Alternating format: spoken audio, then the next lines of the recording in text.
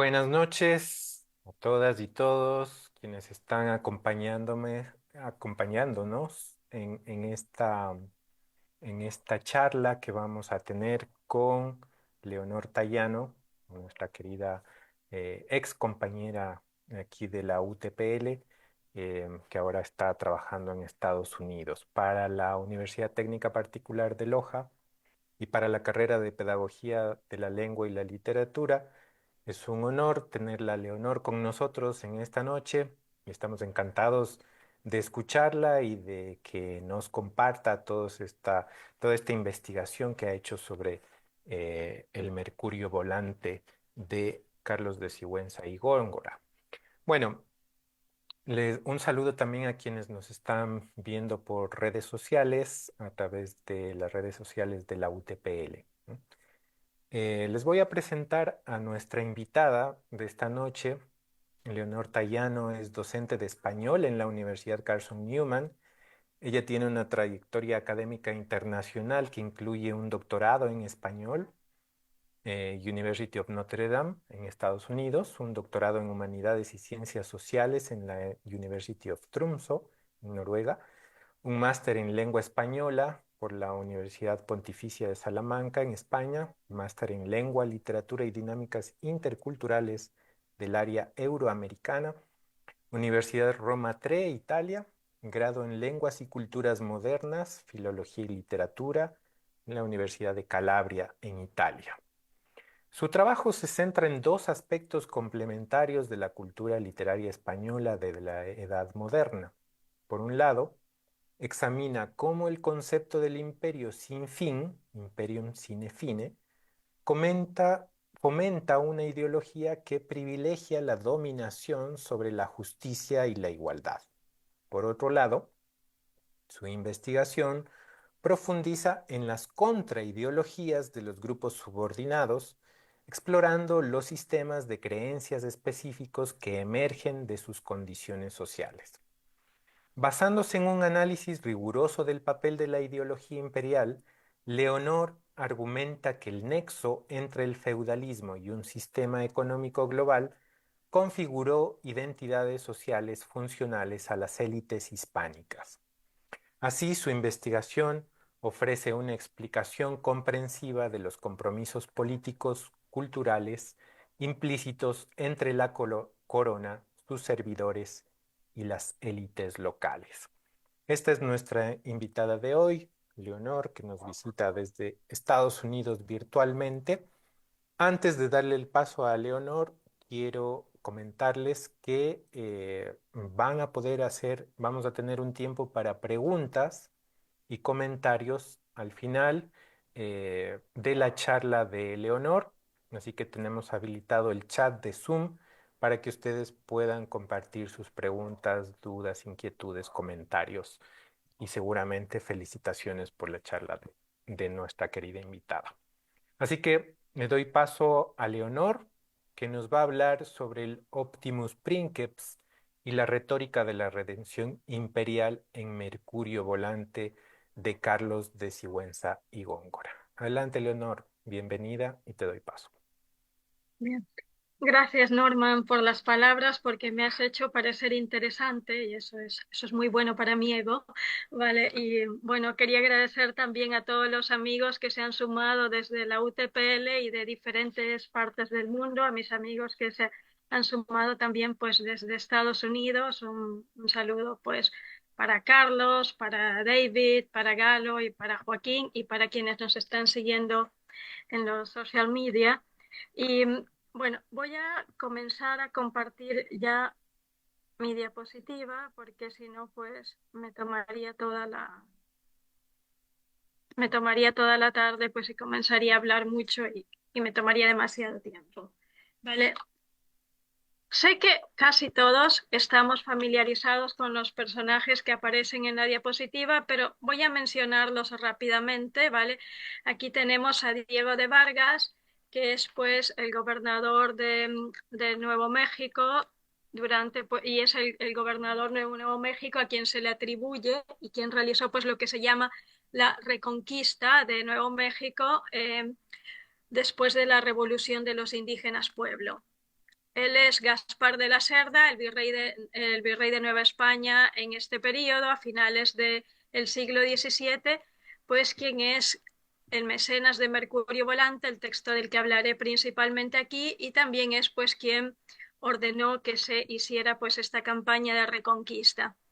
Aquí tenemos a Carlos de Sigüenza y Góngora, que pienso que es conocido por todos nosotros, ¿vale? Cosmógrafo real, matemático y también pues cronista real, ¿vale? Él es conocido por sus obras, se le atribuye Infortunios de Alonso Ramírez, escribió libros astronómica y filosófica, escribió pues también una serie de relaciones de sucesos, entre ellas aquellas que narran pues el triunfo de los españoles contra los franceses en la batalla de Guárico, y también escribió, entre muchos textos, Mercurio Volante, el texto que hablaremos hoy.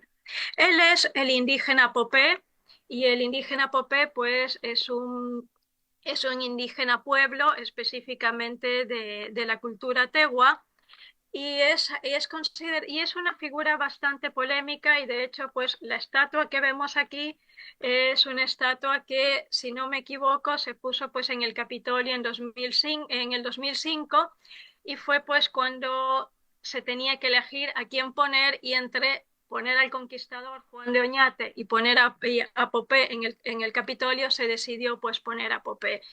Como podemos ver, no sé si se puede ver bien, pero después tenemos, repito, esta estatua, ¿vale? A él se lo representa con unos nudos, ¿vale? Y estos nudos son una suerte de clave que él tuvo pues con otros indígenas pueblos cuando hicieron la revolución de 1680, de la que después pues Diego de Vargas pues hará la reconquista, y de esto lo hablaré más adelante, ¿vale? Pero lo que es interesante para quienes estudiamos, y hago esta pequeña aclaración y después leo directamente mi texto, pero para quienes estudiamos este periodo y estudiamos lo que hoy es la parte sur de Estados Unidos y en aquella época es la parte norte del virreinato, es bastante interesante porque nos encontramos delante de hechos históricos interesantes y que se han convertido en interesantes para la historia de tres países, ¿vale? Para la historia de España por su pasado colonial, para la historia de México, ¿vale? Como México propiamente dicho, como el lugar más importante pues de Nueva España, y para Estados Unidos, pues porque lo que hoy es el estado de Nuevo México, que si no me equivoco fue el estado número 47 que se adhirió, marca en cierto modo y modifica en cierto modo la historia de Estados Unidos. ¿Por qué? Porque la revuelta de los indígenas pueblo, de las que hablaremos, junto con lo que es la rebelión de Tacoma, que ocurrió en 1589, serían pues las primeras manifestaciones en lo que hoy es Estados Unidos contra un poder imperial extranjero. Yo no me voy a dedicar hoy a analizar el hecho histórico propiamente dicho, ¿vale? No me voy a dedicar a analizar los hechos históricos propiamente dichos, pero me voy a dedicar a analizar cómo estos son representados en la propaganda virreinal. Pero sí me gustaría que al final pues, de la presentación diéramos lugar al diálogo y que habláramos también de cómo de estos hechos del pasado, han marcado han marcado el presente y cómo también probablemente marcarán el futuro. Así que quisiera comenzar esta charla pidiendo que usemos nuestra imaginación, y puede sonar un poco cursi, pero quiero hacerlo, ¿vale? Quiero que usemos nuestra imaginación y que imaginemos un retablo barroco. No uno de madera dorada y ángeles tallados, sino uno hecho de palabras, de gestos simbólicos, de silencios cuidadosamente orquestados. Un escenario donde el poder no solo se representa, sino que también se santifica. Allí el virrey no es un funcionario, es un santo laico, el indígena aliado un converso ejemplar, el rebelde un demonio, y el cronista, como Carlos de Sigüenza y Góngora, el sumo sacerdote que oficia la liturgia del imperio con pluma en lugar de incienso. Eso es lo que veremos en el texto del que hablaré hoy, Mercurio Volante, un altar narrativo donde el perdón imperial no redime, sino que ordena. donde la violencia no se oculta, sino que se transfigura en acto de gracia. La charla de hoy no trata simplemente de un texto virreinal, trata de una maquinaria simbólica que convierte la escritura en sacramento político, que disfraza el sometimiento con los ropajes de la clemencia y reviste la colonización con los símbolos de la salvación. Y lo más inquietante, esa maquinaria no ha desaparecido, solo ha mudado de forma.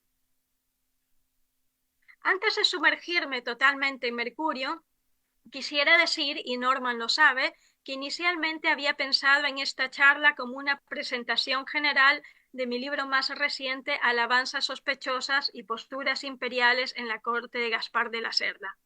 Y aunque aludiré a este, el cual se centra, como su título sugiere, específicamente en la administración de Gaspar de la Cerda, 30º virrey de Nueva España, quisiera que esta presentación, además de permitirme divulgar mi trabajo, sea una oportunidad para explorar temas y arquetipos que, si bien estuvieron muy vigentes en la historia colonial y en la producción literaria del virreinato novohispano, siguen siendo tan relevantes hoy como lo fueron en los siglos pasados. Por lo tanto, espero que al final de esta charla haya preguntas que nos consientan crear un diálogo productivo y significativo. Permítanme, por lo tanto, hacer una afirmación que puede parecer rotunda, pero que apunta al corazón mismo de nuestro devenir histórico. Los pueblos hispánicos se han constituido en la tensión entre la exaltación y la oposición, entre la figura protectora, a menudo divinizada, y la del enemigo necesario. Desde los discursos fundacionales del imperio hasta los relatos de la independencia, nuestra historia ha sido narrada como un drama de absolutos. Nuestras literaturas, de la crónica a la novela, del teatro áureo al testimonio contemporáneo, han construido identidades a través de polos opuestos, del héroe redentor y el enemigo implacable, el mártir y el traidor, el santo y el monstruo. Esta necesidad de crear líderes carismáticos y antagonistas funcionales no solo ha moldeado nuestras estructuras políticas, sino también las formas en que recordamos y reescribimos nuestro pasado. Esta dialéctica no es solo una estética, es un modo de producción cultural que organiza nuestras emociones, nuestros lenguajes y nuestras visiones del mundo. Podría decirse, con razón, que esta tendencia a demonizar el otro y a exaltarse a sí mismo no es exclusiva de las sociedades hispánicas. Pueblos con pasados o presentes imperiales y coloniales como Estados Unidos, Francia, Inglaterra, Italia, India, Marruecos, Senegal, Mozambique, entre tantos otros, también recurren a esas dinámicas para construir identidad y poder. Estoy completamente de acuerdo. Precisamente por eso propongo una lectura comparada de lo que llamo máscaras imperiales, arquetipos narrativos y simbólicos que los imperios y sus territorios periféricos despliegan una y otra vez para legitimarse, para consolidar su autoridad y para naturalizar jerarquías. Lo que me interesa compartir hoy con ustedes no es solo cómo estos arquetipos operaron en la retórica imperial hispánica, sino, y sobre todo, cómo esas mismas máscaras siguen activas hoy, en las estructuras sociales, en los discursos de poder, en los imaginarios colectivos. Porque en esta era de colonialismo informal, las formas de dominio cambian, pero los mecanismos simbólicos que lo sostienen permanecen sorprendentemente familiares. Si acudimos a la teoría del subalterno, por ejemplo, comprenderemos que estas máscaras imperiales cumplen una función siniestra, encubrir la violencia estructural que sostiene el edificio colonial. Por eso, la mayoría de las obras producidas en el periodo que estudio, los últimos años del siglo XVII, los indígenas, los esclavizados africanos, los pardos y las clases populares no aparecen simplemente como figuras marginales o rebeldes amenazantes. Son, en realidad, el sujeto subalterno por excelencia, silenciado, desplazado, borrado, ninguneado o demonizado en el discurso dominante. Estos textos no son inocentes. Funcionan como dispositivos que legitiman la opresión, estetizan la jerarquía y ocultan las fisuras del sistema imperial bajo una retórica de orden y providencia. En ellos, la literatura no solo refleja poder, lo reproduce, lo disfraza y lo perpetúa. Lo verdaderamente perturbador es que esta maquinaria simbólica no es un vestigio del pasado. Sigue viva, operando con la misma eficacia en nuestras sociedades hispánicas contemporáneas. Hoy como ayer, seguimos contando historias al ritmo que marca el poder. Seguimos glorificando al buen gobernante, aunque sea de cartón, al ciudadano ejemplar, al salvador de turno. Y seguimos necesitando enemigos, el extranjero, el pobre, el migrante, el disidente. La lógica binaria de las máscaras imperiales no solo persiste, se ha sofisticado. Ahora se viste de patriotismo, de marketing político, de entretenimiento masivo. Pero el mecanismo es el mismo. Fabricar identidades obedientes, ocultar las estructuras de violencia y silenciar a quienes se atreven a desafiar la narrativa oficial. La literatura del siglo XVII lo hizo con retórica barroca. Hoy lo hacemos con discursos presidenciales, algoritmos y noticieros. Cambian las formas, no las funciones. En Alabanzas sospechosas examino justamente la relación íntima y peligrosa entre escritura y poder. A través de una serie de arquetipos codificados en los latinismos que ven en pantalla, uso estos términos porque no son meros adornos eruditos, son vestigios activos de una tradición de sometimiento simbólico que no nació con el Imperio español, sino que se remonta a la maquinaria ideológica de Roma. En mi investigación he rastreado cómo estos arquetipos clásicos fueron reciclados y adaptados por la monarquía hispánica, que desplegó un aparato político, religioso y militar altamente sofisticado, no solo para conquistar territorios, sino para colonizar imaginarios. La violencia del imperio no se limitó a la espada o a la cruz. Se escribió, se cantó, se teatralizó. Los relatos literarios del período, como los del Corpus Galliano, no solo reproducen estas jerarquías, sino que las reconfiguran para las nuevas geografías de poder. En ellos se articula una simbiosis inquietante. La necesidad de afirmar el control imperial se funde con la urgencia de dictar qué y quiénes merecen ser recordados. Cuando nos detenemos a analizar la producción cultural del Virreinato de Nueva España, por ejemplo, lo que emerge no es simplemente propaganda cortesana, sino un proyecto sistemático de eternización del imaginario imperial. A través de la exaltación del Optimus Civis y del Optimus Princeps, se construye una narrativa que glorifica al gobernante ideal, mientras borra, silencia y margina a los pueblos originarios, a los esclavizados y a toda voz disidente. Este mecanismo no es sutil, es eficaz y deliberado. Es por ello que antes de adentrarme en el análisis de Mercurio volante, quiero detenerme un momento para precisar por qué centro mi estudio en el gobierno de Gaspar de la Cerda y en las máscaras imperiales que se desplegaron en su corte novohispana. No fue una elección arbitraria. Este período representa un punto de inflexión en el que la retórica del imperio se activa con fuerza para mantener, al menos en el plano simbólico, una sociedad profundamente fracturada.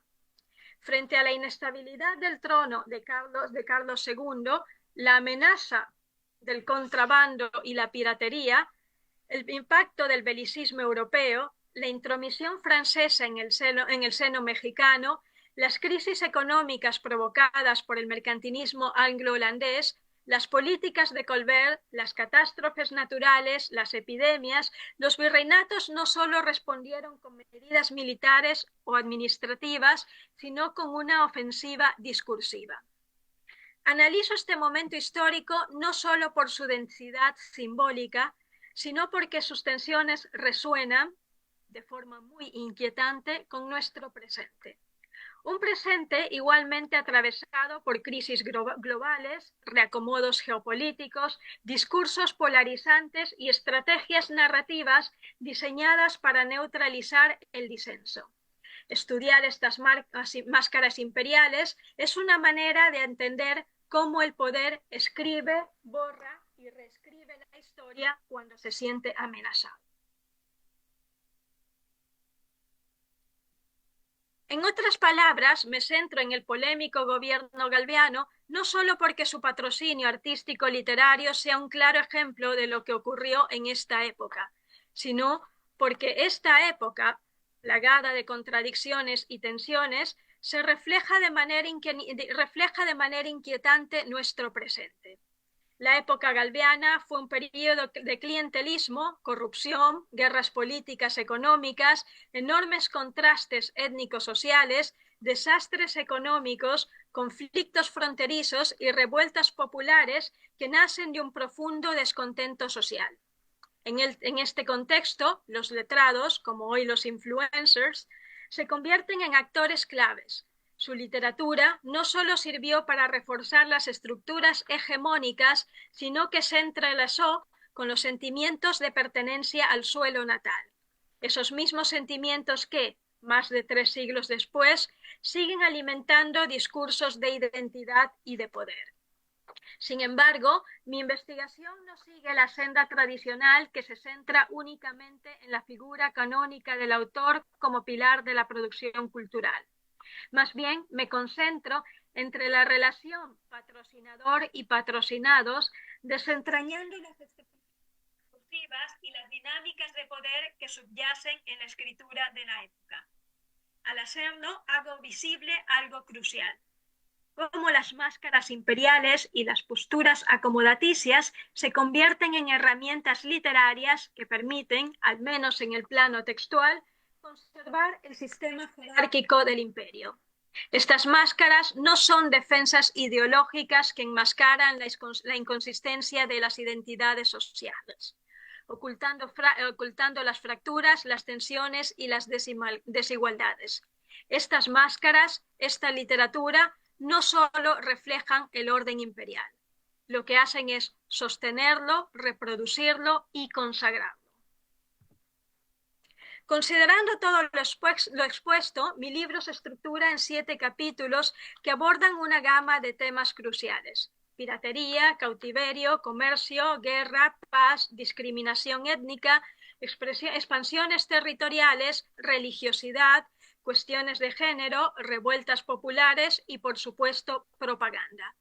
Estos temas son los escenarios en los cuales se libra la batalla simbólica del poder.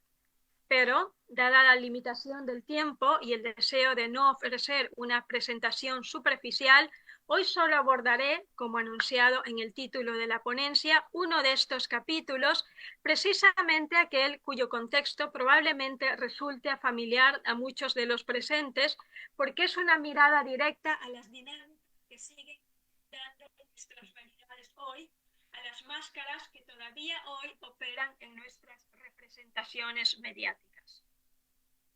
Hoy me centraré en el capítulo 5 de mi libro, donde analizo los conflictos socioculturales y limítrofes que estallaron a finales del siglo XVII, pero siguen vivos y palpables en la realidad de Nuevo México hoy en día.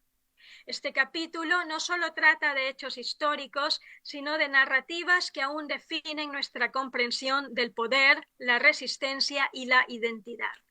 Hablaré de las figuras de Diego de Vargas, el conquistador, Popé, el líder indígena rebelde, 2 símbolos antitéticos que siguen representando las tensiones no resueltas entre la dominación y la autodeterminación.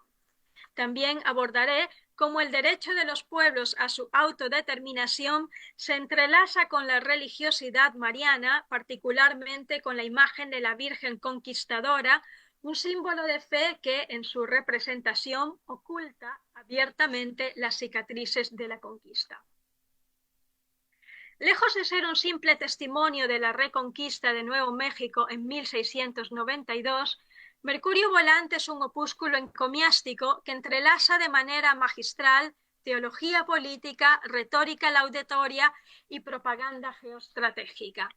En sus páginas no solo se representa la Pax Hispánica, se instituye, se impone a través de la escritura misma.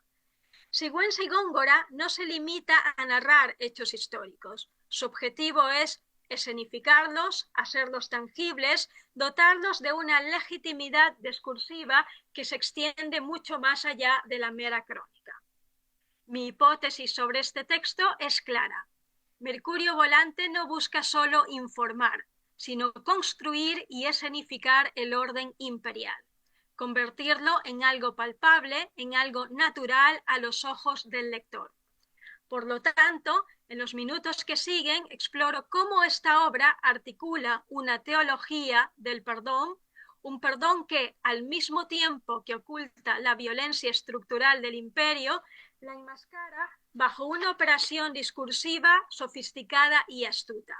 En este contexto me propongo responder a las siguientes preguntas. ¿Cómo construye Sigüenza y Góngora una narrativa de reconciliación que al mismo tiempo legitima la represión y la violencia?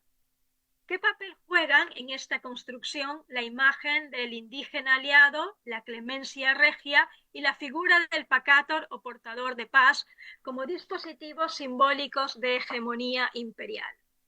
¿Hasta qué punto Mercurio Volante puede ser leído como la cristalización literaria de una política virreinal diseñada para reinscribir el sometimiento como una forma de redención cristiana?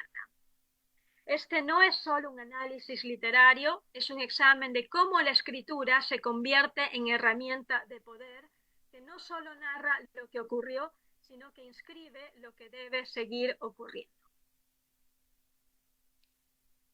A través del análisis que recorre la dimensión panegírica de este relato, la instrumentalización de su simbolismo mariano, la demonización del Pessimus Civis y la construcción del virrey como el mejor de los príncipes u óptimos princeps, sostengo que Mercurio Volante constituye un ejemplo significativo de la propaganda virreinal de finales del siglo XVII, la cual se basaba en un imaginario cristiano imperial donde la lealtad, el castigo, la conversión y la indulgencia operan como categorías simbólicas enmascaradas bajo el signo de la virtud.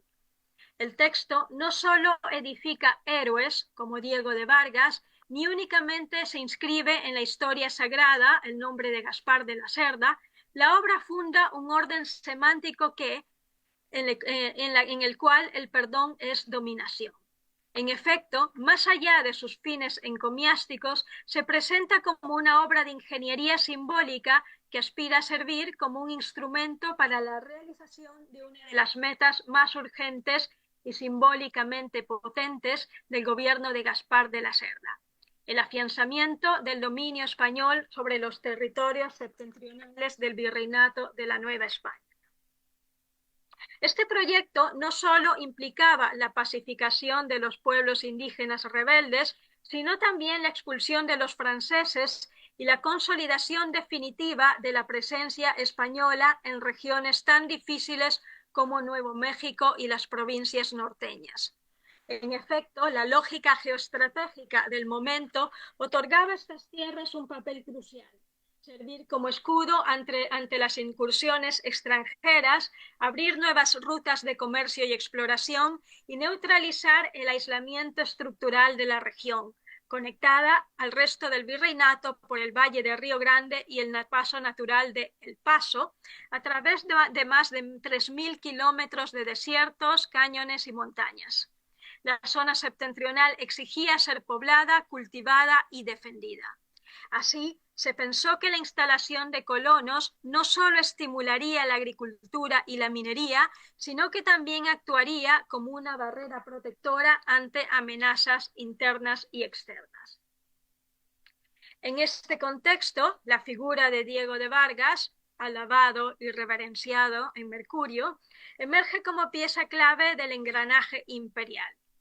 Tras las exploraciones españolas de 1689 y las campañas de sometimiento de tribus locales en 1690, los levantamientos indígenas de Chihuahua y Sonora a partir de 1691 pusieron en jaque a las autoridades virreinales. Se nombra a Diego de Vargas gobernador de la provincia de Nuevo México con el mandato de dominar pacíficamente a los pueblos insurgentes del norte. Su misión consistía no solo en restaurar el control sobre Santa Fe, sino en reconstruir el relato imperial que justificara la empresa expansionista virreinal como obra civilizatoria y evangelizadora, tal como se describe en Mercurio Volante. No obstante, todos sabemos que el proceso de reconquista del norte del virreinato no fue ni pacífico ni definitivo. De hecho, entre los años 1693 y 1697 se sucedieron numerosos enfrentamientos que incluyen destrucción de parroquias, campañas punitivas y nuevas sublevaciones indígenas en 1696, protagonizadas por indígenas pueblos de las tribus picuries, tehuas, tanos, queres y genés, que incluyeron profanaciones y asesinatos de misioneros. También sabemos que Diego de Vargas, a su vez, el héroe de Mercurio, se enfrentó a tensiones internas con miembros del clero y fue acusado por colonos y soldados de corrupción y mala gestión. Aunque fue absuelto, llegó a ser encarcelado en 1697 y no recuperó su puesto de gobernador hasta 1703, un poco antes de su muerte. A pesar de los conflictos y las polémicas en torno al Diego de Vargas de carne y hueso, su personaje literario Mercurio Volante es una figura heroica. Su idealización está estrechamente vinculada a una estrategia proselitista que opera en favor del conde de Galve, virrey de Nueva España. Mercurio legitima una empresa de reconfiguración geopolítica donde la violencia queda matizada, la brutalidad se disfraza de virtud y el conflicto se transforma en una gesta evangélica. El texto ensalza al indígena colaborador, demoniza al indígena rebelde, silencia las fracturas internas del imperio y, sobre todo, camufla los episodios de sevicia como si fueran simples medidas correctivas en pos del bonum communem. Dos eventos ejemplifican con claridad este mecanismo. El primero se refiere a la expedición de Pedro Reneros de Posada, quien en 1689 atacó y destruyó varias poblaciones indígenas en el norte del virreinato, incluyendo el pueblo de Santana, con saldo de gran devastación humana y material. Sin embargo, Mercurio apenas menciona que el gobernador asoló el pueblecillo, evitando deliberadamente cualquier referencia a la severidad del ataque. El segundo episodio involucra a Diego Gironza Petris Cruzate, quien lideró una expedición de aproximadamente 130 hombres, destruyó el pueblo de Sia y dio muerte a centenares de indígenas. Sigüenza suaviza la descripción de este acto, pues aunque menciona que murieron como 600 rebeldes, sugiere que muchos de ellos se inmolaron voluntariamente al incendiar sus propias casas, lo que insinúa que la destrucción fue producto de una obstinación bárbara y no de un castigo violento. En lugar de relatar una masacre, el texto construye una épica del sacrificio del enemigo, en donde la violencia se justifica como un acto de guerra providencial. Estos pasajes son sintomáticos de una lógica textual profundamente funcional. Lo que en otras circunstancias habría sido leído como crueldad o sevicia, aquí se enmascara como victoria honorable. La omisión de detalles sangrientos y la inversión moral de los hechos constituyen una operación discursiva que busca suavizar la violencia imperial ante los ojos de los lectores cortesanos, quienes debían aceptar y respaldar las políticas expansionistas del virreinato. En otras palabras, el texto de Sigüenza revela el estrecho vínculo entre patrocinio político y representación histórica. Sigüenza omite o tergiversa los elementos que pudieran sugerir un desorden ético o una transgresión de principios religiosos que supuestamente sustentaban la empresa imperial. Mercurio Volante no solo comunica la reconquista territorial, sino también la conversión espiritual y adhesión voluntaria, al menos en apariencia, de los pueblos indígenas a la corona y a la Iglesia. La empresa varguiana es un gesto civilizatorio, un restablecimiento del orden hispánico en clave espiritual.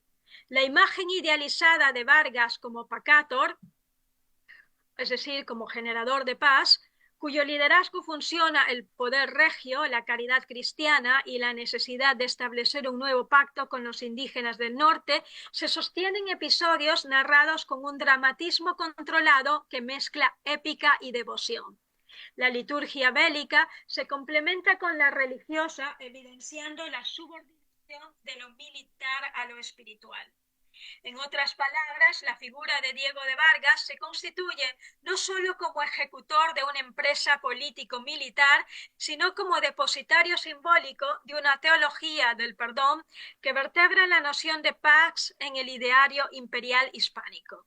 A través de él, Carlos II, el rey, se manifiesta no solo como soberano punitivo, sino como monarca magnánimo, que al abdicar de su derecho a castigar, subraya la supremacía moral y civilizadora de la monarquía católica. La narrativa construida por Sigüenza enfatiza con precisión la gravedad de los delitos cometidos por los indígenas insurrectos. Su representación se aleja de cualquier ambigüedad moral. Se le atribuyen crímenes de naturaleza mixta, esto es, simultáneamente eclesiásticos y civiles, que incluyen la apostasía, herejía, sacrilegio, profanación de los sacramentos, asesinato de religiosos y violencia indiscriminada contra la población española.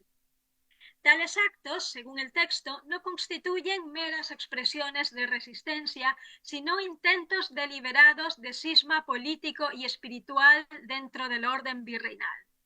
Desde esta perspectiva, los rebeldes no son simplemente enemigos del Estado, sino también son enemigos de Dios. Sin embargo, es evidente que las manifestaciones de rechazo de los insurrectos demuestran una resistencia epistémica. Por ello, en este contexto, el gesto de perdón adquiere una relevancia extraordinaria, pues en el imaginario jurídico del cristianismo político moderno, el delito de herejía era considerado incluso crimen. Su perdón se inscribe así en la larga tradición de las legislaciones cristianas, carolingia, en las que el ejercicio de la autoridad política se justifica no solo por el monopolio de la fuerza, sino por la capacidad de discernir cuando el perdón fortalece más que el castigo. En Mercurio, el acto de clemencia no es una excepción. Es el eje de una nueva arquitectura de poder colonial, donde la reconciliación espiritual se convierte en un instrumento de legitimación política. Por ello, el texto configura una escena de restitución simbólica en la que el indígena rebelde, reconociendo su culpa, regresa al gremio de la Iglesia, mientras que la autoridad virreinal, representada por Diego de Vargas, actúa como vehículo sacramental de esta redención. Esta dinámica establece una lógica de pax que trasciende la mera cesación del conflicto. Se trata de una paz conquistada no por las armas, sino por la superioridad moral. Y esto lo estoy diciendo entre comillas, pero pienso que no se ve mi imagen, pero insisto que lo estoy diciendo entre comillas, sino por la superioridad moral y organizativa de la monarquía católica. La clemencia española implica una obligación tácita de restitución. La indulgencia exige la participación activa en la chivis y la aceptación del orden simbólico católico. Sigüenza y Góngora ofrece además una serie de escenas que teatralizan esta reconciliación. La entrada de los indígenas desarmados en la villa, su postración ante la Santa Cruz, el canto del Te Deum, instituyen un ritual de sumisión cargado de significado político y espiritual. El vasallaje se presenta como beneficio recíproco, Los indígenas recuperan la gracia y la monarquía su legitimidad territorial, moral y espiritual. Esta visión se encuentra reforzada por la figura del indígena del cacique Luis Tupatu, un cacique que se transforma en símbolo de la aculturación católica y de la alianza hispano-indígena. Su gesto de postrarse ante Diego de Vargas, su vestimenta mixta y su entrega de tributos consolidan un relato en el que la transculturación no es impuesta exclusivamente por la fuerza, sino negociada en términos de prestigio, conveniencia política y espiritualidad compartida.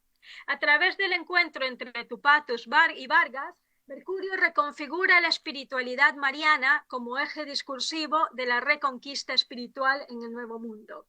La Virgen del Rosario, en particular, opera como símbolo de restauración sacra enraizada en una tradición hispánica que vincula su intercesión con triunfos militares y políticos, desde la batalla de Lepanto hasta la conquista de Tenochtitlán. En esta medida y en esta perspectiva, la reconciliación entre Diego de Vargas y las comunidades pueblas trasciende lo religioso para consolidar lo imperial.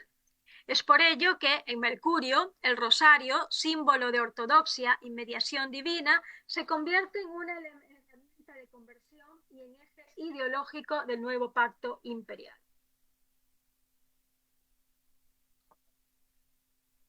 En el marco de la restauración colonial novohispana, la violencia se transfigura retóricamente bajo el velo de la gracia redentora. La lógica conceptual de Mercurio alcanza su apoteosis en la sacralidad de la violencia al transfigurar la reconquista militar en gesta salvadora, donde la espada y el rosario coexisten como instrumentos de poder. El perdón, lejos de ser un acto de clemencia, deviene un ritual que inscribe la sumisión del cuerpo y del alma, mientras legitima el orden virreinal como telos histórico. Como resultado, dentro de esta estructura, destaca de manera inequívoca el papel crucial de los indígenas aliados, arrepentidos y después aliados, en la reconquista del norte novohispano. Estos no son simplemente auxiliares, sino actores claves en la inteligencia y logística del virreinato. El texto reconoce explícitamente su experiencia territorial, su conocimiento estratégico del terreno y su capacidad para influir en el desenlace de los enfrentamientos. En este sentido, Vargas actúa como gestor de una red jerárquica que se extiende desde el conde de Galve hasta los jefes indígenas. La organización virreinal, vertical pero funcional, encuentra en los colaboradores nativos una herramienta política indispensable. Si por una parte Mercurio muestra al indígena aliado como colaborador, como aliado importante, como elemento clave, como instrumento del poder imperial, por otra demoniza al rebelde y erige una oposición fundamental entre el indio aliado y el indio rebelde. Este último convertido en figura de amenaza simbólica, en una suerte de enemigo interno que pone en jaque los cimientos mismos del poder imperial. La retórica del texto contrapone al colaborador, retratado mediante estereotipos filo-españoles y filo-católicos, con el sedicioso, figura marcada por la degeneración moral y la insubordinación. El primero, el aliado, el indio aliado, es digno de la ciudadanía novohispana al aceptar la monarquía como un cuerpo armónico de beneficios recíprocos. El segundo, el rebelde, es causa de desorden y ruina desde la perspectiva de Mercurio y su comportamiento disonante no puede quedar impune. Sigüenza articula así una codificación que separa a los indígenas virtuosos, integrables al orden, y aquellos viciosos, disociables del cuerpo político. En una lógica que recuerda la admonición agustiniana de erradicar la matriz rebelde que amenaza la república, en una célebre arenga del general, la virulencia con la que se dirige a los rebeldes resulta ilustrativa. En este universo simbólico, la dicotomía entre el súbdito íntegro y el enemigo se ancla en un rígido cordón político-moral. Carlos de Sigüenza y Góngora construye, mediante este artificio, una jerarquía de virtud que neutraliza retóricamente a los enemigos del imperio. El texto acusa explícitamente a Alfonso Catiti y a Popé, líderes de la rebelión Pueblo, de encarnar el mal político y la traición. La moral y la política, en efecto, se entrelazan para desembocar en un juego dialéctico que gira en torno a los conceptos de virtud y vicio. La caridad regia de Carlos II, la diligencia administrativa de Gaspar de la Cerda, el ethos marcial de Diego de Vargas y la cooperación penitente de los indígenas revelan, en Mercurio Volante, la realización excelsa del ideal de la monarquía universal. Esta reaparece como una entidad capaz de sintetizar valores éticos, políticos y religiosos, a la vez que se proyecta como garante del bonum comune. Si bien la oposición entre el Optimus Civis y el Civis Nequam constituye un motivo recurrente en la propaganda virreinal, Mercurio introduce un elemento innovador: la articulación simbólica entre Luis Tupatu, el cacique, Diego de Vargas, el héroe, Gaspar de la Cerda, el virrey, y Carlos II, el rey. Esta constelación de figuras ejemplares configura una alegoría del cuerpo político que funciona armónicamente bajo el principio rector de la virtud distributiva. Nuevo México se presenta como un microcosmos donde se ensaya la eficacia del modelo imperial.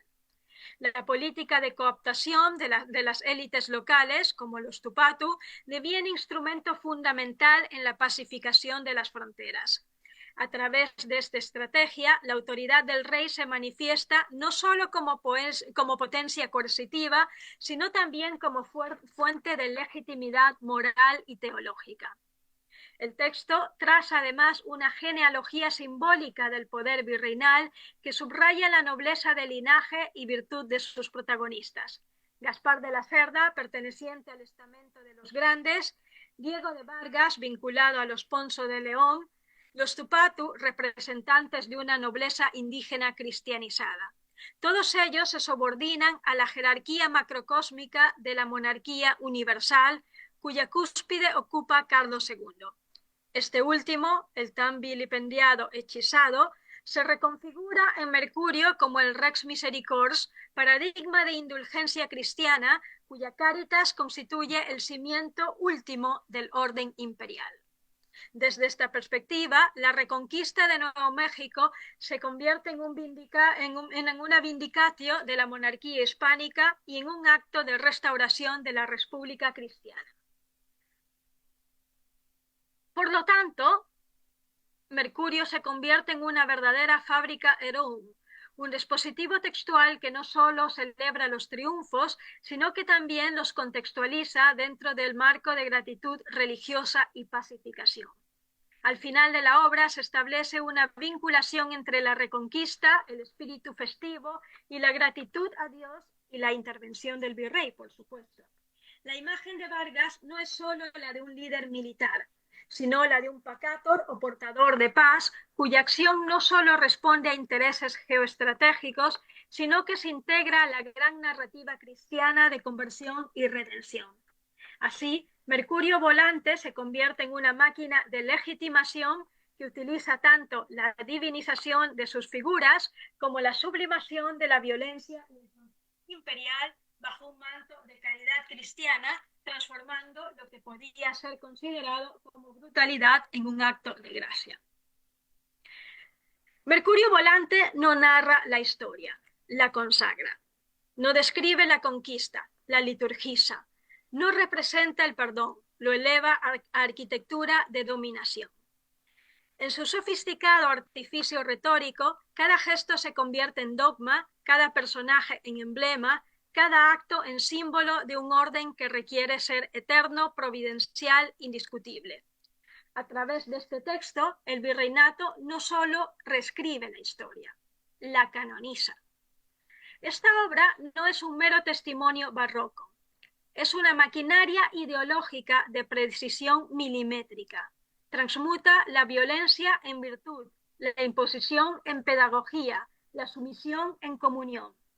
Al hacerlo, al hacerlo, nos muestra cómo el Imperio español no solo conquistó cuerpos y tierras, sino también almas, memorias y lenguajes. Lo hizo, además, con las herramientas más efectivas: la clemencia regia, el simbolismo mariano, el elogio del virrey, la teatralización del indígena convertido. Diego de Vargas emerge como un eslabón místico entre la espada y el rosario, entre el orden terrestre y la redención celestial. Su perdón no redime, subordina. La figura del indígena no se libera, se transfigura en instrumento de legitimación. Luis Tupato no solo se postra ante el poder imperial, se convierte en modelo reproducible de aculturación exitosa que desactiva la diferencia mediante la estetización de la obediencia.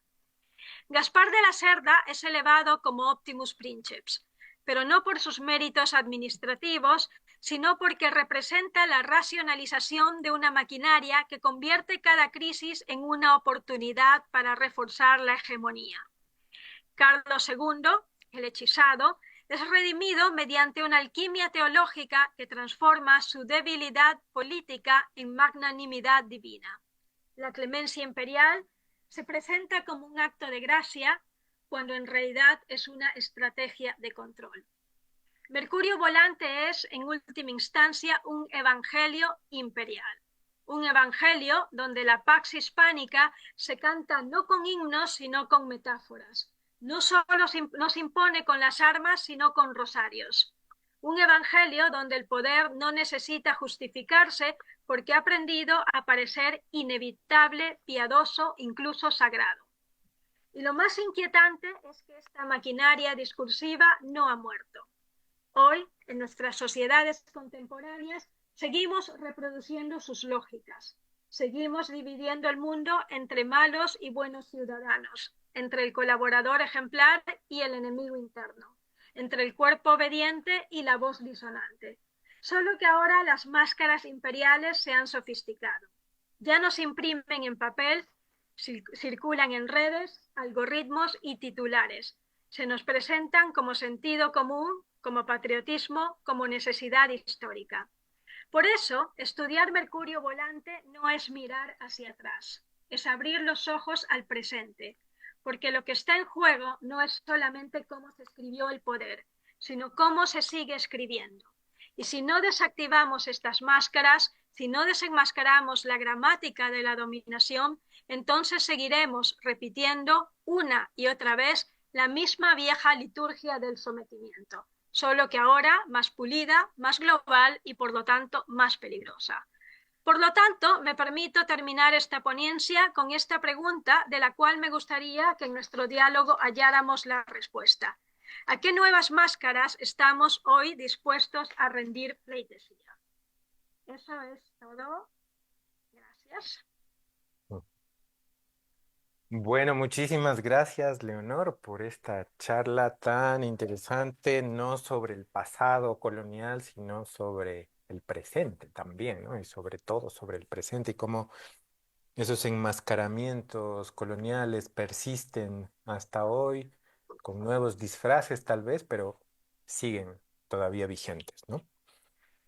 Bueno, para quienes están aquí en la sala de Zoom, está habilitado el chat para que puedan hacer sus preguntas. Me imagino que ya pronto aparecerán esas preguntas. Mientras tanto, Leonor, yo, bueno, tengo varias ideas, no sé si las voy a poder juntar ahora, pero es interesante el uso de la máscara o el enmascaramiento, porque si tomamos en cuenta el ensayo del laberinto de la soledad, por ejemplo, donde hay un capítulo específico sobre las máscaras mexicanas y de alguna manera Octavio Paz eh, ve en ese origen colonial y de la conquista uno de los terribles efectos que tiene en la psicología del mexicano, ¿no? Esa parte violenta, pero también cómo a partir de esa violencia el mexicano se resguarda de otros, ¿no?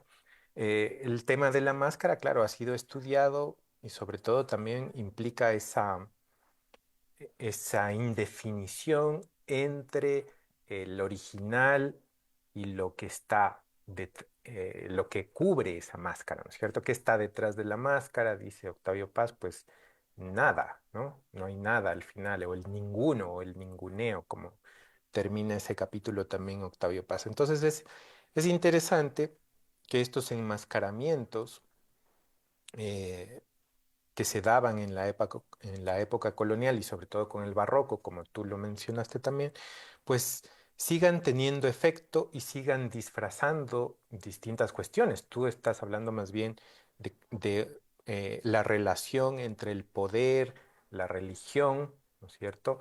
Y cómo ese esa posibilidad de crear ahí ese enmascaramiento es lo que transforma finalmente el significado de esa reconquista o de esa recuperación de esos territorios de la Nueva España, ¿no? Entonces, a mí me parece importante remarcar eso sobre todo porque, bueno, en las clases con mis estudiantes, pues es uno de los temas que vemos siempre, el de la máscara y las máscaras mexicanas como eh, una de las formas de relacionarse con el otro, ¿no? Esconderse incluso de sí mismos, ¿no? Em, y bueno, relacionado con eso también está esta idea de cuál es el rol del intelectual, ¿no? Porque finalmente Carlos de Sigüenza y Góngora es uno de los intelectuales eh, mexicanos, ¿no? Contemporáneo de Sor Juana Inés de la Cruz, y em, la, digamos, la definición del rol del intelectual siempre ha estado en discusión también, ¿no es cierto? Eh, eh, la traición de los clérigos, ¿no? Que tanto traicionan o no los intelectuales eh, cuando como letrados, se incluyen en el poder también, ¿no? Están detrás del poder y a partir de eso pueden manipular, pueden eh, eh, crear, elaborar construcciones simbólicas, ¿no? Que resignifican actos que pueden ser violentos en este caso, ¿cierto? Entonces también me gustaría comentar esta figura del intelectual, ¿no? Del letrado, si hablamos en términos de Ángel Rama, y cómo ese letrado eh, manipula, ¿no? Dentro del poder también. Bueno, esas son las dos, bueno, el comentario pregunta inicial y y esta pregunta sobre el rol del intelectual y el escritor también en la época, ¿no? Perfecto. Bueno, la pregunta es sobre el intelectual específicamente o quieres desarrollar.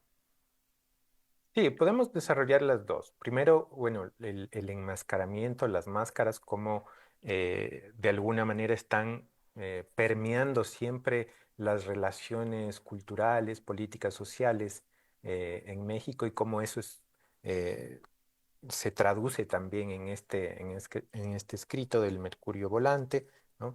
Y el otro, el rol del intelectual. Bueno, como todos sabemos, la máscara pues es una representación que se usa para ocultar, ¿vale? Y es también desde el teatro griego y en adelante, pues es también la imposición de una suerte de arquetipo, ¿vale? De un personaje, ¿vale? Y si nosotros analizamos la literatura virreinal y no solo la literatura imperial en general, vamos a ver que es una literatura, primero que es una literatura bajo una gran censura, ¿vale? Y es una literatura que sobre todo se usa pues con intereses políticos, ¿vale? Y una literatura que generalmente, y cuando hablamos en este caso de la literatura virreinal, va a ser una literatura pensada para distribuirse en las cortes, ¿vale? Si vemos libros, por ejemplo, de los territorios ultramarinos de España en el siglo XVII, tanto en Perú como como en México o como en Filipinas, vamos a notar algo interesante y es que muchos de estos textos no tienen pues la tasa de venta, ¿vale? Muchos de estos textos no van a tener tasa de venta, no van a tener también pues el privilegio del rey, ¿vale? Van a ser legales, todos van a ser van a tener la licencia, todos van a tener pues la aprobación de los censores, etcétera. Pero muchos de ellos no van a tener la tasa de venta, ¿vale? Y no van a tener tampoco el privilegio del rey porque estas dos cosas no van a tener el privilegio del rey porque van a ser impresos muy rápidamente e incluso van a contener errores, ¿vale? Ese es el caso, por ejemplo, de Infortunios de Alonso Ramírez, que es un libro pues de un matemático y en el texto hay errores matemáticos, ¿vale? Esa es una evidencia, pues que son libros impresos muy rápidamente. Y son textos impresos muy rápidamente porque son textos impresos para ser enviados directamente a la Corte de Madrid, generalmente siguiendo la petición y siguiendo pues los requisitos que pide el virrey o las personas cercanas al virrey. Es decir, va a ser una propaganda política, en otras palabras. Y siendo una propaganda política es pues bastante reductiva, ¿vale? Y es reductiva en el sentido en que tiende a generarse en torno a personajes estereotipados, ¿vale? Que son los que yo denomino pues máscaras porque sirven para ocultar la realidad y lo que hacen es pues adoptar arquetipos, ¿vale? Y estos arquetipos extrañamente son muy repetitivos en la propaganda virreinal. Y van a ser siempre antitéticos y vamos a tener la figura, ¿vale? Del mejor de los príncipes, que es un eco pues del emperador Trajano, pero dirigido directamente pues al virreinato, del peor de los príncipes, que va a ser siempre un rey extranjero o una autoridad extranjera, el peor de los ciudadanos, que va a ser siempre el rebelde, y el rebelde porque es el que genera pleito, el rebelis, el que reconstruye constantemente la guerra, ¿vale? Y el mejor de los ciudadanos, que va a ser una figura, pues, o la del héroe, como es el caso de Vargas, o la del cautivo, ¿vale? O es alguien que se sacrifica por el imperio o que lucha por el imperio, ¿vale? Pero son todas estas figuras, pues, preestablecidas. Y el intelectual, de hecho, aunque suele, por ejemplo, en el caso de muchos intelectuales de los territorios ultramarinos, suelen hablar, pues suelen encomiar su propio territorio, suelen hablar de las bellezas del propio territorio, pero el intelectual va a servir pues como instrumento para perpetuar el poder, ¿vale? El intelectual de la España colonial, de la España ultramarina, va a ser un intelectual que está al 100%, ¿vale? El intelectual que es de texto impreso, ¿vale? No de los textos manuscritos, de los vituperios manuscritos, etcétera. Estoy hablando del intelectual del texto impreso. El intelectual del texto impreso, el intelectual que viene publicado, va a ser un instrumento de poder, va a ser un mediador, ¿vale? Va a dar su conocimiento sobre lo que conoce el territorio, el contexto político del territorio, pero sobre todo va a ser alguien que va a decir, en el fondo todo está bien, ¿vale? Lo que España está haciendo está bien, necesitamos en el fondo de este poder imperial, ¿vale? En el siglo XVII. Ya en el siglo XIX, pues las cosas cambian bastante, ¿vale? Como lo sabemos. Antes de seguir, acabo de recibir un mensaje de Carlos Bacasela que me pregunta por qué no se habilita el micrófono. Sí, el micrófono no se puede habilitar en esta sala porque como estamos en transmisión en vivo y en directo, no se Él habilita, dice, pero el sí el chat, chat. no, él dice, el chat asoma deshabilitado, no puedo hacer preguntas. Sí, ya vamos a revisar ese problema, si hay ese problema aquí, em, para ver qué ha pasado con el chat. Pero Eh, de hecho, interesante es el papel de mediador, ¿vale? Del letrado y el papel, pues, de instrumento del poder, ¿vale? Al 100%, pues, un instrumento del poder. sí, sí, me parecía interesante esto del rol del intelectual porque también digamos, Carlos de Sigüenza y Góngora, si tomamos en cuenta, por ejemplo, la expresión americana, será parte de esa curiosidad barroca que después eh, daría como resultado ya ¿no? la conciencia criolla y también las guerras de liberación, ¿no? Entonces también me interesaba reflexionar sobre eso, cómo Carlos de Sigüenza y Góngora en algún momento podría ser parte de esa conciencia criolla y al mismo tiempo eh, defender, digamos, esa retórica imperial, ¿no? Carlos Asigüenza y Góngora es un caso bastante interesante. Carlos Asigüenza y Góngora, sin duda, pide, pues, es un defensor de la, un defensor de la figura del intelectual no hispano y del mismo, ¿vale? Al final, por ejemplo, de Infortunios de Alonso Ramírez, él pide abiertamente que se le sube el sueldo, pero también es una figura bastante polémica porque él es una figura que en realidad protege el status quo. Vale, si tú ves, por ejemplo, en Alboroto y Motín de los Indios de México, él critica abiertamente la función de Escaray como predicador agitador, ¿vale? Y se describe a sí mismo en una escena que parece haber inspirado al nombre de la rosa de Humberto Eco como el que protege el material cultural de la ciudad, ¿vale? Divide muy bien entre al indígena que se debe respetar y al indígena que no se debe respetar. Y, por ejemplo, la mayor parte de la gente en la conciencia criolla, por ejemplo, Mabel Moraña dice, él está a favor de los indígenas, etcétera, etcétera, y representa muy bien al indígena, pero si vemos en Teatro de Virtudes Políticas, él lo que hace es respetar al indígena aristocrático. Pero si leemos sus otros textos, pues en Alboroto y Motín de Indios de México, él prácticamente pues piensa que el indígena plebeyo es el peor excremento que existe.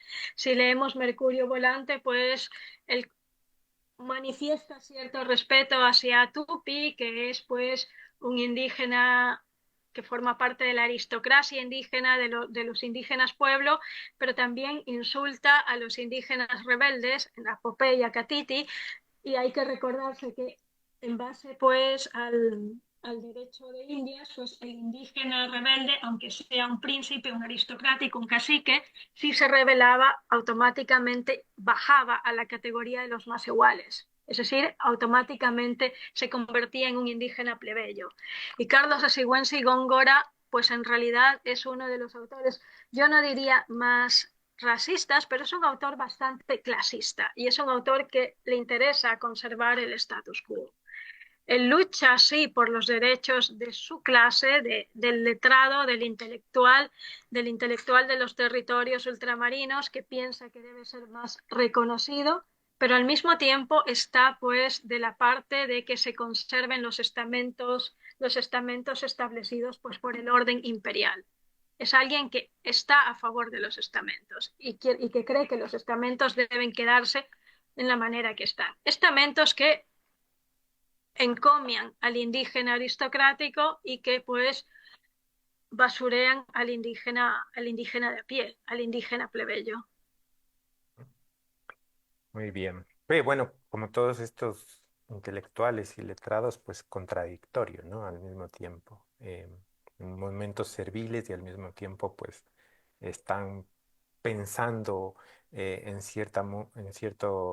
ciertas formas de emancipación posterior, ¿no? Que se darán después.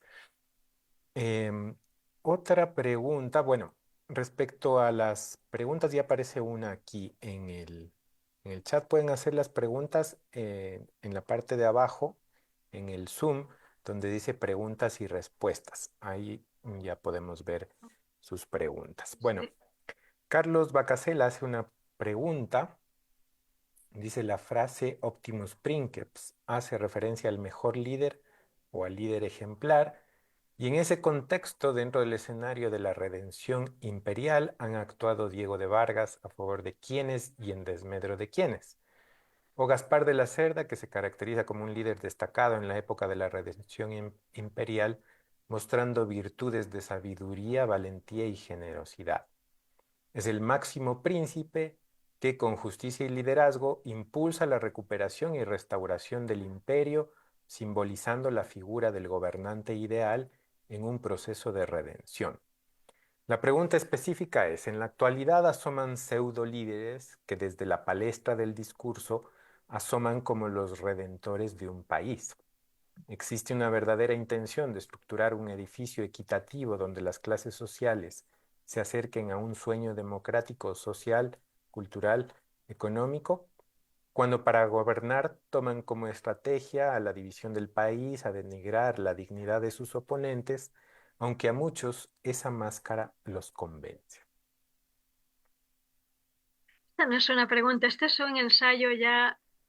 La persona que está preguntando ya sabe la respuesta y eso es lo interesante de Carlos Bacasela. Y es una pena que no podemos establecer el diálogo así, pero bueno, yo creo que la pregunta ya dice la respuesta. Y yo creo que lo interesante de esta propuesta es que el arquetipo del Optimus Princeps, y mi latín es un latín eclesiástico, por eso yo digo princes en vez de princeps, ¿ok? Um, la figura del Optimus Princeps es una figura repetitiva, es una figura arquetípica. Y yo analizo esto pues en la época de la temprana modernidad para evitarme problemas con el presente, ¿vale? Pero en realidad lo que yo quiero proponer y la propuesta de mis investigaciones es que es un arquetipo repetitivo, ¿vale? Que muda pues ciertos mecanismos, muda a veces en el modus operandi, pero en sí el quid del arquetipo es ese, el presentarse como el mejor. Y presentarse como el mejor, y para presentarse como el mejor, pues tiene que encontrar, dividir la sociedad, como dice la pregunta de Carlos, entre mejores y peores, ¿vale? Y es muy común, pues, en toda propaganda relacionada con o propaganda imperial o relacionada pues con el poder de algún país que siempre va a crear estas categorías, siempre va a crear taxonomías, siempre va a crear divisiones, ¿vale? En primer lugar, para hacer pensar que la figura de ese Optimus Princeps, de este suerte de príncipe salvador, monarca salvador, líder salvador, pues es necesaria, ¿vale? Y es necesaria incluso su opresión en casos de emergencia. Es una figura que tiene que mostrar algo que se suele decir mucho en América Hispánica, la mano dura cuando es necesario. Y es una figura que siempre la propaganda imperial y la propaganda no solo imperial, la propaganda hegemónica, la propaganda de un país, la propaganda gubernamental y sobre todo en periodos de crisis y cuando está, por ejemplo, en periodos dictatoriales o en periodos totalizantes, ¿vale? Totalizadores, va a crear siempre opuestos, ¿vale? Va a crear una figura de un mejor gobernante salvador que se va a oponer al peor gobernante que destruyó un país. Va a crear al mejor ciudadano, que es el patriota, el que da su sangre por el pueblo, el que es capaz de sacrificarse así el por ciento contra el traidor a la patria, etcétera, etcétera. Entonces sí, es común, es todavía parte del discurso político contemporáneo. Existe una estructura de este discurso de poder, existe un modus operandi de este discurso y es bastante básico. Es el de crear figuras que se oponen entre sí, figuras antitéticas, pero que en realidad pues forman parte de, de la misma estructura. ¿Vale? Son máscaras que se oponen, pero es simplemente para reafirmar el poder de determinada persona, de determinado líder. Y muchas gracias, Leonor, por tu respuesta. Tenemos todavía unos minutos más hasta las 8:30 para que puedan hacer sus preguntas y comentarios a Leonor. Mientras tanto, Leonor, yo quiero preguntarte algo en relación con ese papel simbólico del rosario que tú mencionaste también en tu charla, ¿no? Em, ¿Cómo podemos ver cómo se va desarrollando este papel simbólico del rosario en el discurso, ¿no? ¿Qué función cumpliría como un objeto signo, por ejemplo, ¿no? La función del rosario, ¿vale? La función del rosario en la cultura hispánica en general y en la cultura imperial en general es, es función de victoria, ¿vale? Y es una función similar a la que la cruz tuvo, por ejemplo, para Constantino, que con este símbolo vencerás, ¿vale? Lo mismo es en este caso en la cultura hispánica, ¿vale? Es una manera también, pues, el rosario en la cultura cristiana y en la cultura cristiana imperial ha servido siempre como un símbolo de oposición hacia el contrario, hacia hacia el impío o hacia aquel que pertenece a otra religión. Yo en este caso, en el caso pues de la reconquista de Nuevo México, encuentro características de la representación de este rosario muy similares, en primer lugar, a lo que ya dije, pues Constantino con la cruz bajo este signo vencerás, pero también, por ejemplo, a la connotación que se le dio al rosario en la batalla de Lepanto, que se dice que Gregorio XIII estaba rezando el rosario y en ese momento, pues gracias a eso, pues hubo una victoria pues de los cristianos sobre los musulmanes o a todas las batallas, a todas las iniciativas de conquista, ¿vale? De cristianos hacia musulmanes o de por ejemplo, de católicos contra valdeses o católicos contra, contra personas no cristianizadas, ¿vale? En el territorio americano. Es interesante la función del rosario en en Nuevo México específicamente porque en realidad los indígenas pueblo inicialmente habían aceptado las estatuas marianas y habían aceptado el culto mariano porque lo habían relacionado con las cachinas que ellos tenían, ¿vale? Con pequeñas pues imágenes de ídolos, con imágenes de pequeñas divinidades y que ellos consideraron pues que la Virgen María, inicialmente estoy hablando de 1598 hasta 1680, de hecho, ellos consideraban que la Virgen María era una suerte de cachina un poco más grande, ¿vale? Pero era una de esas estatuillas, ¿vale? Y habían aceptado que esa cachina, pues se la adoraba, se la veneraba, pues por medio del rezo del rosario, y habían aceptado también las iglesias porque ellos tenían santuarios que se llamaban kiwas y que eran más subterráneos que las iglesias, pero bueno, que eran necesarios.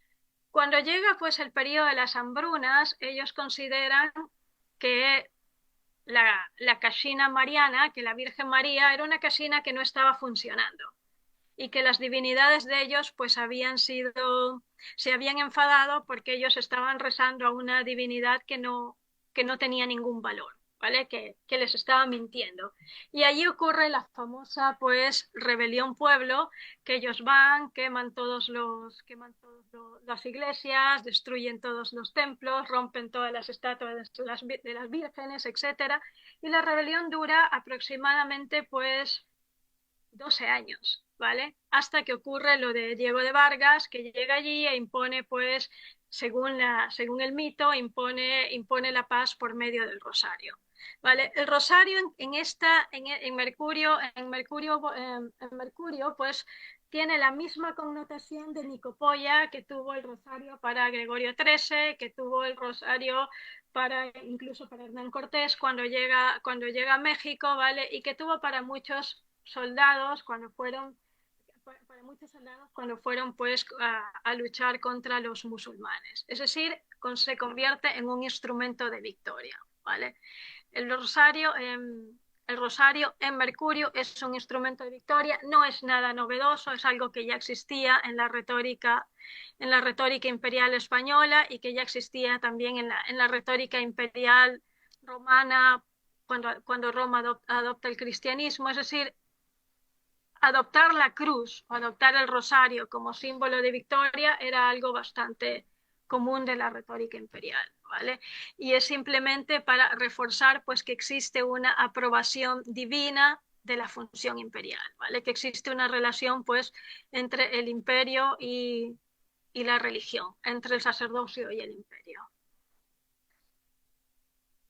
Y hablando de estas cuestiones religiosas también, entonces podríamos decir que el mercurio em, se convertiría en una especie de evangelio imperial también.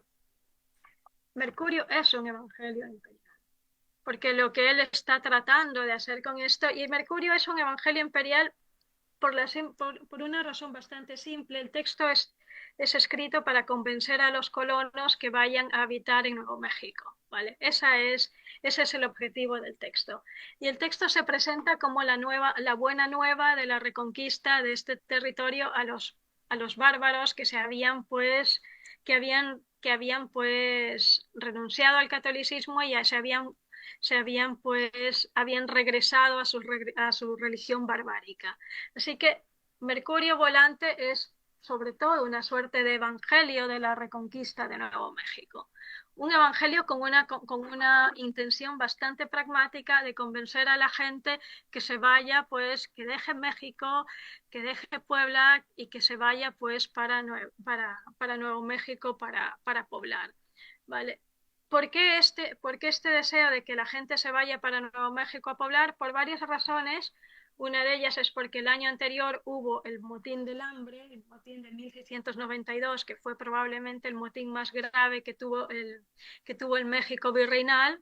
¿Vale? Dos, porque, bueno, en determinadas zonas, ¿vale? Puebla, etcétera, había todavía problemas agrícolas. Y número tres, porque necesitaban poblar lo que era Nuevo México por tres cosas importantes: la presencia francesa, como ya dije, el deseo de explotar minas, ¿vale? Y de buscar minas en el lugar, y también pues el deseo de tener soldados para el presidio, ¿vale? Es decir, para articular la triangulación que tenía pues España en su misión de expansión, ¿vale? El presidio, el pueblo y la misión, ¿vale? Así que Mercurio es un evangelio imperial, es un evangelio de la victoria de España y es un evangelio que trata de convencer a la gente para irse a vivir para allá. Y en esta, bueno, en este afán expansionista también, ¿no? De apropiación de, y reapropiación de estos territorios, ¿cómo queda México, ¿no? Sobre todo tomando en cuenta que ya se había escrito Grandeza Mexicana, por ejemplo, de Bernardo de Balbuena, ¿no? Haciendo de México casi casi el centro del mundo, ¿no? Y un centro económico también, político, etcétera. Eh, ¿Cómo se vería esa relación? Bueno, con la metrópoli, obviamente, hay una relación, ¿no? Que sería la de validar, ¿no? Que el imperio español a través del catolicismo. ¿Y cómo quedaría entonces esta metrópoli más pequeña que sería México en relación con esta reconquista o eh, esta, esta apropiación, ¿no? De algunos territorios y de ciertos cuerpos y almas también, ¿no? Bueno, la laudatio civis, es decir, el encomiar a una ciudad, que lo hace Valbuena, pero hay varios autores que lo hacen, ¿vale? Lo hace, por ejemplo, Francisco de Florencia, ¿vale? Es bastante común la laudatio civis, el hablar de las virtudes de una ciudad, es bastante común en la literatura imperial. Lo encontramos no solo en la representación de México, lo encontramos también, por ejemplo, incluso en los territorios, españoles europeos, por ejemplo, en Nápoles, lo encontramos también pues, en los territorios de Países Bajos. Era común lo de la laudatio civis.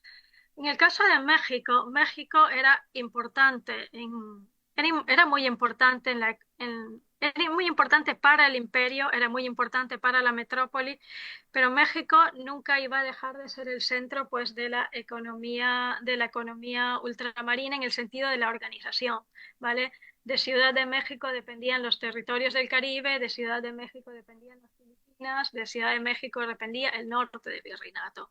Lo que se necesitaba es crear, pues, en estos territorios bastante alejados, se necesitaba poner gente por el problema demográfico de México, sin duda, pero sobre todo para controlar las invasiones extranjeras que los otros países que estaban penetrando, Francia, pues que estaba penetrando, todo el mundo conoce pues las exploraciones de la sal, Francia que lograba negociar con los indígenas, con estos indígenas nómadas que eran los diferentes indígenas pueblo, ¿vale?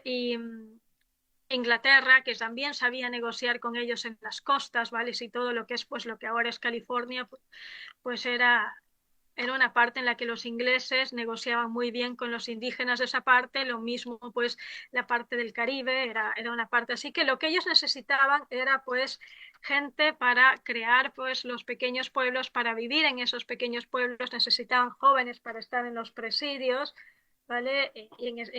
En aquella época, pues como sabemos, los presidios eran pues donde estaban, eran puestos de control prácticamente para puestos de control de fronteras, pues para ver que las fronteras no fuesen invadidas.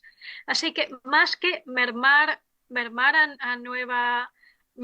a México, lo que se buscaba es amplificar las vías de comunicación de México, del centro del virreinato, hacia sus sectores periféricos. Es decir, México, aunque no era la metrópoli, era un centro mucho más importante incluso que la metrópoli en ciertos aspectos porque tenía a su cargo pues Asia y América, o sea, América y Asia. Muy bien. Ujú. Bueno, se nos ha ido el tiempo también que tenemos para la charla, para los comentarios y las preguntas. Así que yo creo que ha sido súper provechoso. Te queremos agradecer, Leonor, de parte de la UTPL, ¿no? Que fue también tu casa por un tiempo, y Por de dos parte de años, la carrera de Pedagogía de la Lengua y la Literatura, que también fue tu casa por un tiempo. Te por dos queremos años. agradecer por haber compartido con nosotros esta investigación que has hecho sobre el mercurio volante específicamente, aunque también la ampliaste hacia los temas de tu libro, ¿no? Que lo publicaste hace poco. Te queremos agradecer nuevamente, como te digo, muchísimo por esta presentación, por lo que seguramente van a aprovechar también nuestros estudiantes. No se hacen muchas investigaciones sobre literatura colonial en la universidad, pero esperamos que esto pueda sugerir también nuevos temas y nuevas exploraciones sobre esa riquísima literatura, ¿no? Ojalá. Muchas gracias, Un Leonor. gusto. Muchas gracias a todos también quienes nos han acompañado en esta hora y media, y estaremos también informándoles sobre otras charlas y otros invitados, ¿no? Leonor, Hasta la próxima. hasta la próxima también. Una buena noche a todos. Hace 54 años iniciamos una misión: buscar la verdad, transmitir el saber y transformar vidas. En aquel entonces, los libros y las guías eran nuestras ventanas al mundo. Hoy, gracias a la tecnología, tenemos acceso al conocimiento global. En la UTPL, no solo brindamos educación, sino que te acompañamos e inspiramos. Cada clase y cada conversación se convierte en una experiencia que deja huella. Fuimos pioneros, rompimos barreras y llevamos la educación a cada rincón del país, cuando muchos creían que era imposible. La UTPL se ha convertido en un legado que une generaciones. Yo me formé en estos pasillos y hoy mis hijos también descubren aquí su camino. Porque aquí no solo se forman profesionales, se escriben nuevas historias, se generan oportunidades, se transforma el futuro. Somos la Universidad de la Innovación, la de los sueños que se heredan, la UTPL de Loja, del Ecuador y del mundo. Llevamos décadas trabajando juntos, construyendo algo más grande que nosotros mismos. UTPL, 54 años transformando vidas a través del conocimiento.